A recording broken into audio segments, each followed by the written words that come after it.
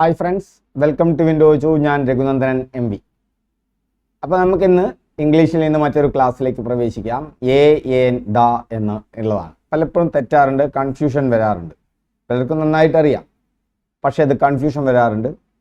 Did Alan get a days job he applied for? ഇവിടെ എന്താ വരിക? എ ആണോ, ദ ആണോ, ഏൻ ആണോ, നൺ ഓഫ് ദ എബോവ് ആണ്. ഇവിടെ വരിക ദ ആണ്. എന്തുകൊണ്ട് ദ? അത് അപ്ലൈഡ് ഫോർ. നമ്മൾ മലയാളത്തിൽ ആ എന്ന് പറയാറില്ലേ? അലന് അവൻ അപ്ലൈ ചെയ്ത ആ ജോലി കിട്ടുമോ എന്നല്ലേ പറയുക. അല്ലാതെ അലന് അവൻ അപ്ലൈ ചെയ്ത ഒരു ജോലി കിട്ടുമോ എന്നല്ലല്ലോ പറയുക. കാരണം he applied four A job. അവൻ ഒരു ജോബിന് വേണ്ടി അപ്ലൈ ചെയ്തിട്ടുണ്ട്. അതുകൊണ്ട് അവിടെ ചോദിച്ചത് ആ ജോലി കിട്ടുമോ, ആ ഭാഗത്താണ് ഡെഫിനറ്റ് ആർട്ടിക്കിൾ വരുന്നത്. അതായത് ഇപ്പോൾ ഒരു ഉദാഹരണത്തിന് നിങ്ങളെ കാണാൻ ഒരാൾ വന്നു. നിങ്ങൾക്ക് അറിയില്ല, ഒരു രാമു എന്ന പേരിലാണ്. അപ്പോൾ നിങ്ങൾ കുളിച്ചുകൊണ്ടിരിക്കുകയാണ്. നിങ്ങളെ മകള് പറഞ്ഞു ഇങ്ങനെ രാമു എന്ന് പറഞ്ഞിട്ട് ഒരാൾ വന്നിട്ടുണ്ട്. അപ്പോൾ നിങ്ങൾ പറഞ്ഞു നിങ്ങൾ കുളിച്ചുകൊണ്ടിരിക്കുകയാണ്, അത് കഴിഞ്ഞാൽ നിങ്ങൾക്ക് ഓഫീസിൽ പോകാനുണ്ട്, നമുക്ക് ജോലിയൊക്കെ കിട്ടിയ കാലത്തിന് ശേഷം. അപ്പോൾ നിങ്ങൾ പറഞ്ഞു രാമുവിനോട് നാളെ വരാൻ പറയൂ എന്ന് പറയും. പക്ഷേ ഏത് രാമു നിങ്ങൾക്കറിയില്ല. അപ്പം നിങ്ങളുടെ മകൾ വന്നിട്ട് എന്താ വരിക? രാമു, ഒരു രാമു വന്നിട്ടുണ്ട് എന്നാ പറയുക അല്ലേ? ആ അർത്ഥത്തിലാണ് എൻ എന്ന് ഉപയോഗിക്കുന്നത്. നമുക്ക് ഇൻഡെഫിനിറ്റ് ആണ്. ഏത് രാമു ആണെന്ന് അവൾക്ക് അറിയില്ല. ഒരു രാമു, പല രാമുമാരിൽ ഒരു രാമു. പക്ഷെ പിറ്റേ ദിവസം അവൻ കുറേയും കൂടി നേരത്തെ എത്തുന്നു നിങ്ങളെ കാണാൻ വേണ്ടിയിട്ട്. അപ്പം നിങ്ങളുടെ മകൾ അവിടെ ഉമ്മർത്തിരുന്ന് അവൾ പഠിക്കുകയാണ്. അപ്പോൾ അവൾ എന്താ പറയുക? ദ രാമു, ആ രാമു വന്നിട്ടുണ്ട്, ഇന്നലെ വന്ന ആ രാമു വന്നിട്ടുണ്ട്. ഡെഫിനിറ്റ് ആയി. ആ രാമുവിനൊരു വ്യത്യാസമുണ്ട്, ഇന്നലെ വന്ന ഒരാളാണ്. ഇതാണ് ഡെഫിനിറ്റും ഇൻഡെഫിനിറ്റ് ആർട്ടിക്കിൾ. ഇപ്പം ഇൻഡെഫിനിറ്റ് ആർട്ടിക്കിൾ എന്ന് പറഞ്ഞാൽ എയും ഏനുമാണ്. ഡെഫിനിറ്റ് ആർട്ടിക്കിൾ എന്ന് പറഞ്ഞാൽ നമുക്ക് അറിയാം, അല്ലെങ്കിൽ അതൊന്നേ ഉള്ളൂ, മറ്റത് പലതിൽ ഒന്നാണ്. ഓക്കെ, അപ്പോൾ ഇവിടെ ദ ആണ്, അത് അപ്ലൈഡ് ഫോർ എന്നുള്ളത് വന്നത് കൊണ്ടാണ്. ഇപ്പം ഡെഫിനിറ്റ് ആർട്ടിക്കിൾ എന്ന് പറഞ്ഞാൽ ഒരു സ്പെസിഫിക് അല്ലെങ്കിൽ ഒരു പർട്ടിക്കുലർ നൗണിന് മുന്നിലാണ് നമ്മൾ ഡെഫിനിറ്റ് ആർട്ടിക്കിൾ ഉപയോഗിക്കുക. നമുക്ക് ആ നൗണിനെ കുറിച്ച് അല്ലെങ്കിൽ അതിനെക്കുറിച്ച് നമുക്ക് മുന്നേ അറിയാം. We already know. Both the speaker and the listener, സ്പീക്കർക്കും ലിസണർക്കും അറിയാം, അല്ലെങ്കിൽ പ്രീവിയസ്ലി മെൻഷൻഡ് ആയിരിക്കും. ഇപ്പോൾ a cat is lying on the table എന്നിട്ട് പിന്നെ പറയാം ദ കാറ്റ് എന്നാണ്.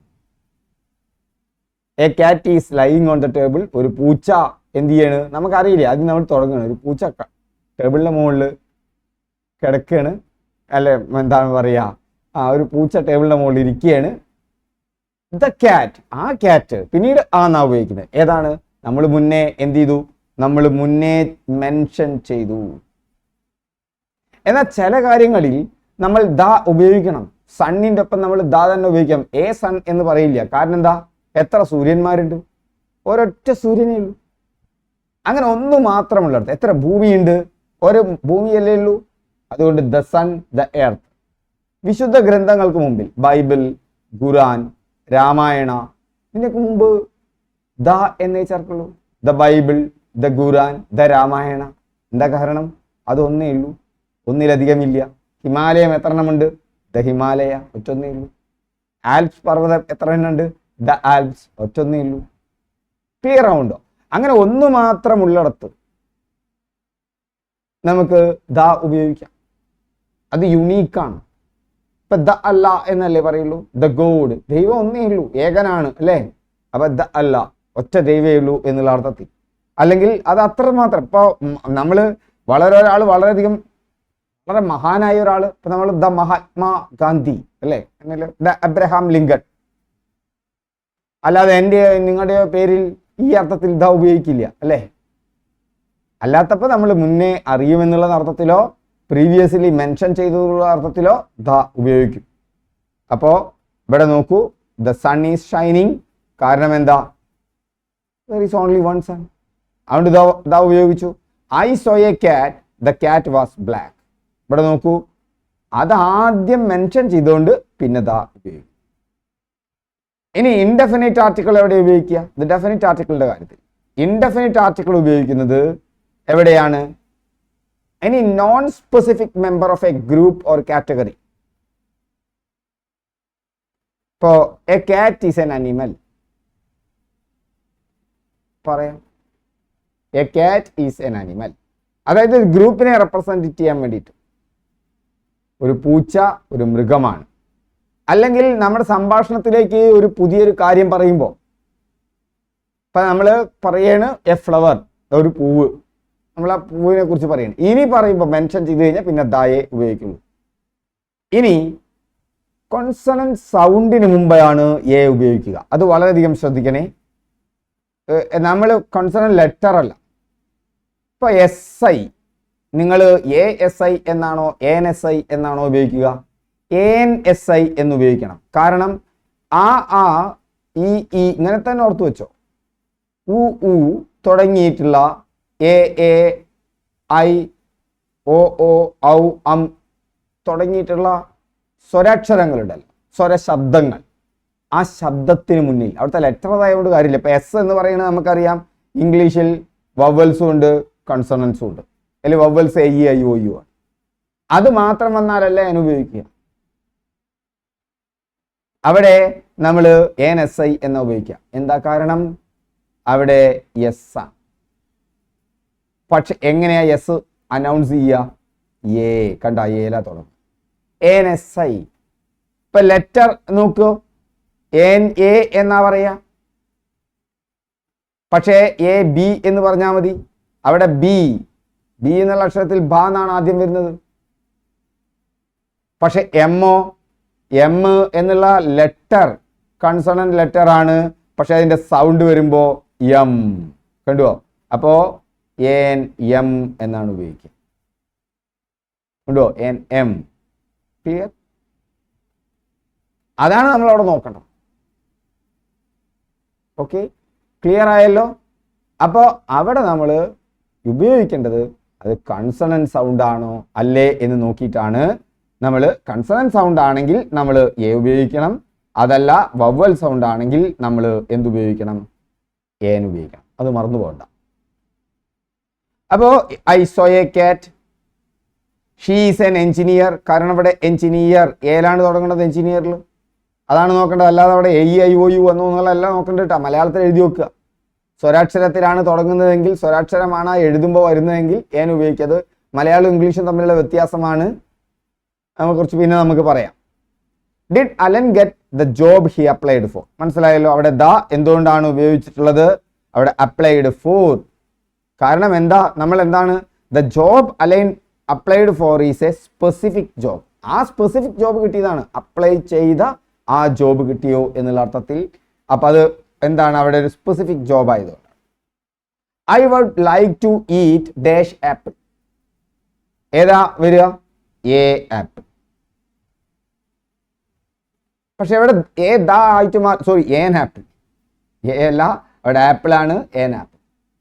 ഇവിടെ നമ്മൾ ശ്രദ്ധിക്കേണ്ട കാര്യം ഇത് ദ വരും. There is an apple on the table. നമ്മളിങ്ങനെ വിശന്നിരിക്കുകയാണ്, ഉച്ചയ്ക്കാണ്, ക്ലാസ് ഒന്നും കഴിഞ്ഞിട്ടില്ല. അപ്പോഴാണ് ടീച്ചർ അവിടെ ഒരു ആപ്പിൾ കൊണ്ടുവച്ചിട്ട് ആപ്പിളിന്റെ പ്രത്യേകതകൾ ഇങ്ങനെ പറയുകയാണ്. അപ്പൊ നിങ്ങൾക്ക് പറയാം, there is an apple on the table, I would like to dash apple. The apple. ആ ആപ്പിൾ കഴിക്കാം. കണ്ടുവോ? അപ്പൊ അവിടെ ആൻസർ മാറും. അതില്ലാത്തപ്പോൾ അങ്ങനെ ഒന്ന് പ്രിഫർ ചെയ്യുക. അങ്ങടെ മുന്നേ നമ്മൾ മെൻഷൻ ചെയ്തിട്ടില്ലെങ്കിൽ ഒരാപ്പിൾ, അത് ഏതെങ്കിലും ഒരു പർട്ടിക്കുലർ ആപ്പിൾ ആണോ, കിട്ടിയ ആപ്പിൾ നിങ്ങൾ കഴിക്കും. ഒന്ന് വൃത്തിയായിരിക്കണം എന്ന് മാത്രമേ ഉള്ളൂ. Dash sun rises in the east. ഞാൻ പറഞ്ഞു ഒറ്റൊന്ന് വരുമ്പോൾ the sun rises in the east. അടുത്ത he is dash player on the team. ആ ടീമിലെ ഡേഷ് പ്ലെയർ ആണ്, ബെസ്റ്റ് പ്ലെയർ ആണ്. ഇങ്ങനെ സൂപ്പർലാറ്റീവ് ഡിഗ്രി വരുമ്പോൾ ദ ബെസ്റ്റ് പ്ലെയർ എന്ന് ഉപയോഗിക്കാൻ പാടുള്ളൂ. എന്താ സൂപ്പർലാറ്റീവ് എന്ന് പറഞ്ഞു കഴിഞ്ഞാൽ, അപ്പോൾ ഗുഡ് പ്ലെയർ എന്ന് പറഞ്ഞാൽ ഒരു ഗുഡ് പ്ലെയർ അല്ല, ഒന്നിലധികം ഗുഡ് പ്ലെയർ ഉണ്ടാവാൻ സാധ്യതയുണ്ട് അല്ലേ? അവൻ ടീമിലെ നല്ലൊരു പ്ലെയർ ആണ്. അപ്പൊ അവിടെ ഗുഡ് പ്ലെയർ എന്ന് പറയാം. ഇപ്പൊ നമ്മൾ ഗുഡ് കഴിഞ്ഞാൽ ബെറ്റർ ഉപയോഗിക്കും. ബെറ്റർ ഉപയോഗിക്കുന്നത് എന്തിനു വേണ്ടിയിട്ടാ? കമ്പയർ ചെയ്യാനാണ്. Rama place better than Kishore. അവിടെ ബെറ്റർ കമ്പയർ ചെയ്യാനാണ് ഉപയോഗിക്കുന്നത്. പക്ഷെ ബെസ്റ്റോ, ബെസ്റ്റ് എന്ന് പറഞ്ഞാൽ ഉള്ളവരിൽ വെച്ച് സൂപ്പറാ, അതൊരാളെ ഉണ്ടാവുള്ളൂ അല്ലേ? അതുകൊണ്ട് അത് സൂപ്പർ ആയതുകൊണ്ട് സൂപ്പർലാറ്റീവ് ഡിഗ്രീന്റെ മുന്നിൽ എപ്പോഴും ശ്രദ്ധിക്കുക, ദ എന്നേ ഉപയോഗിക്കാൻ പാടൂ. He is the best player on the team. The smartest എന്നേ പറയാൻ പാടൂ, ദ ഹാർഡസ്റ്റ് എന്നേ പറയാൻ പാടൂ. ക്ലിയർ ആവുന്നുണ്ടല്ലോ? സൂപ്പർലാറ്റീവ് ഡിഗ്രീന്റെ മുന്നിൽ ആൾവേസ് അതിന് മുന്നിൽ ഒരു the ഉണ്ടായിക്കോട്ടെ. I saw dash interesting movie last night. I saw a interesting movie. ഭയങ്കര ഇൻട്രസ്റ്റിംഗ് ആയിട്ടുള്ള ഒരു മൂവി ഞാൻ കണ്ടു.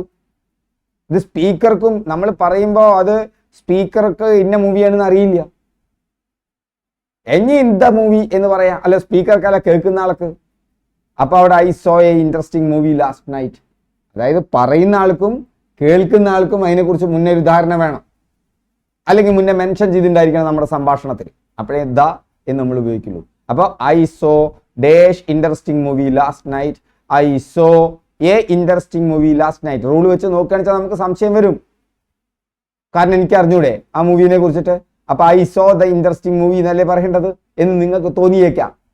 ഏതെങ്കിലും ഒരു മൂവി അല്ലല്ലോ, ഇന്നലെ കണ്ട മൂവിനെ കുറിച്ചിട്ടല്ലേ പറയുന്നത് എന്ന് നിങ്ങൾക്ക് തോന്നിയേക്കാം. പക്ഷെ സ്പീക്കർ അറിയാം, പക്ഷെ കേൾക്കുന്ന ആൾക്കോ അയാൾക്ക് കൂടി അവിടെ ധാരണ വേണം. ആ സംഭാഷണത്തിനിടയിൽ ആ രണ്ട് കൂട്ടർക്കും അതിനെക്കുറിച്ച് ഒരു ധാരണ വേണം. ആൾക്ക് അത് അറിയില്ലല്ലോ. So interesting, a interesting. അടുത്തത് dash Himalayas are highest mountains in the world. The Himalayas ആണ് വരിക, ഞാൻ നേരത്തെ പറഞ്ഞു കഴിഞ്ഞു. സോ എ ആൻഡ് ദ ഓർക്കുമ്പോൾ നമ്മൾ എന്താണ് ഓർക്കേണ്ടത്? ഡെഫിനിറ്റ് ആർട്ടിക്കിൾ എ അല്ല ദ എപ്പോഴും യൂസ് ചെയ്യുന്നത് എന്താണ്? ഒരു സ്പെസിഫിക്കോ അല്ലെങ്കിൽ യുണീക്കോ ആയിട്ടുള്ള നൗണിന് മുമ്പേ ആണ്, അല്ലെങ്കിൽ പ്രീവിയസ്ലി മെൻഷൻഡ് ആയിരിക്കണം. ക്ലിയർ? സ്പെസിഫിക് ആയിരിക്കണം. ഇന്നത് എന്ന് സ്പെസിഫിക് ആയ ഒന്ന്. ദ ജോബ് അപ്ലൈഡ് ഫോർ എന്ന് പറഞ്ഞു കഴിഞ്ഞാൽ ആ അപ്ലൈ ചെയ്ത ജോബ് അവിടെ ആ എന്ന അർത്ഥത്തിലാണ്. അല്ലെങ്കിൽ യുണീക്ക് ആയിരിക്കണം, അത് ഒറ്റൊന്നേ ഉണ്ടാവാൻ പാടുള്ളൂ. സണ്ണിനെ പോലെ, മൂണിനെ പോലെ, എർത്തിനെ പോലെ, ഹിമാലയത്തെ പോലെ, അല്ലെങ്കിൽ എന്താ പറയുക, ദ ഹോളി ബുക്സ് വിശുദ്ധ ഗ്രന്ഥങ്ങൾ പോലെ, ദൈവങ്ങളെ പോലെ അതൊറ്റൊന്നോ അല്ലെങ്കിൽ അത്രമാത്രം മഹത്തായതോ ആയിരിക്കണം. ദ മഹാത്മാഗാന്ധി, ഇബ്രഹാം ലിങ്കൻ എന്നൊക്കെ പറയുന്നത് പോലെ. അല്ലെങ്കിൽ മുന്നേ നമ്മൾ സംഭാഷണത്തിൽ അത് പരാമർശിച്ചിട്ടുണ്ട്, അപ്പ എ ഉപയോഗിച്ചിട്ടുണ്ട്, രണ്ടാമത് പരാമർശിക്കുമ്പോൾ ദ ഉപയോഗിച്ചാൽ മതി. ഇൻഡെഫിനിറ്റ് ആർട്ടിക്കിൾ എയും ഏനും എപ്പോഴാണ് ഉപയോഗിക്കുക? അത് അൺസ്പെസിഫിക് ആയി നോൺ സ്പെസിഫിക് ആയ അതുകൊണ്ടാണ് ഇൻഡെഫിനിറ്റ്. നമുക്ക് തീർച്ചയില്ല. Or any member of a group, ഒരു ഗ്രൂപ്പിലെ മെമ്പറെ കുറിച്ച് പറയാനോ. ഇപ്പോൾ a cat is an animal. Okay, അവിടെ ആ ഗ്രൂപ്പിലുള്ള ഒന്നിനെ കുറിച്ച് പറയും, എന്നെ റെപ്രസെന്റ് ചെയ്തു. ഓക്കെ, അപ്പൊ അവിടെ എ ഉപയോഗിക്കും. എ എന്ന് പറയുന്നത് ബിഫോർ കൺസണന്റ് സൗണ്ട്സിനും സൗണ്ടാണ്. ഏൻ എന്നുള്ളത് ബിഫോർ വവൽ സൗണ്ട്സിനുമാണ്. ഓക്കെ, അപ്പോൾ നമ്മൾ കോണ്ടെക്സ്റ്റ് ആണ് അവിടെ നോക്കേണ്ടത്. ശ്രദ്ധിക്കുക, കോണ്ടെക്സ്റ്റിനെ ഡിപ്പെൻഡ് ചെയ്തുകൊണ്ടാണ്. ഞാൻ നേരത്തെ കാണിച്ചെന്നു, അവിടെ എ ആപ്പിൾ തന്നെ ദ ആപ്പിൾ ആയിട്ട് മാറും. ആ കോണ്ടെക്സ്റ്റ് നോക്കിക്കൊണ്ട് എയും ഏനും ദയും ഉപയോഗിക്കാൻ പഠിക്കുക. Okay, thank you. നിങ്ങൾ ഈ റൂൾ ഉപയോഗിച്ചു കൊണ്ടു കഴിഞ്ഞാൽ നിങ്ങൾക്ക് എയും ഏനും ദയും വളരെ വളരെ എന്തായി മാറ്റും, നിങ്ങൾക്ക് കറക്റ്റ് ചെയ്യാൻ പറ്റും. അപ്പോൾ ഇതിൻ്റെയൊക്കെ PDF നോട്ട് ഇപ്പോൾ നമുക്ക് 8ാമത്തെ 9ാമത്തെ 10ാമത്തെ ആയി കഴിഞ്ഞാൽ, ഇപ്പോൾ ഇത് 8ാമത്തെ ആയിരിക്കാം, 8ാമത്തെ 2 കൂടി കഴിഞ്ഞ് കഴിഞ്ഞാൽ അതിൻ്റെ കംപ്ലീറ്റ് PDF ബുക്ക് നിങ്ങൾക്ക് കിട്ടും. ഈ സീരീസിൻ്റെ മുഴുവൻ PDF ബുക്കും ഓരോ 10 കഴിഞ്ഞാൽ ഞാൻ അപ്ഡേറ്റ് ചെയ്തുകൊണ്ടിരിക്കും. അതുപോലെ തന്നെ അതിൽ എന്തുകൂടിയുണ്ട്, ഇതിന്നൊരു എക്സാം നമുക്ക് കിട്ടിക്കൊണ്ടിരിക്കും. അപ്പോൾ ആ എക്സാം കിട്ടാൻ, അതുപോലെ തന്നെ PDF ബുക്കൊക്കെ കിട്ടാൻ, ഇതിനൊപ്പം തന്നെ നമ്മൾ നമ്മുടെ വാട്സപ്പ് ഗ്രൂപ്പിൻ്റെ ലിങ്ക് തന്നിട്ടുണ്ട്. ആ ലിങ്കിൽ കയറി നിങ്ങൾക്ക് ആ ഗ്രൂപ്പിൽ ജോയിൻ ചെയ്യാം. വാട്സപ്പിലോ ടെലിഗ്രാമിലോ ഏതിലോ വേണ്ടത് വെച്ചാൽ ജോയിൻ ചെയ്യാം. Okay, thank you all. വീണ്ടും നമുക്ക് അടുത്ത ക്ലാസ്സിൽ കാണാം.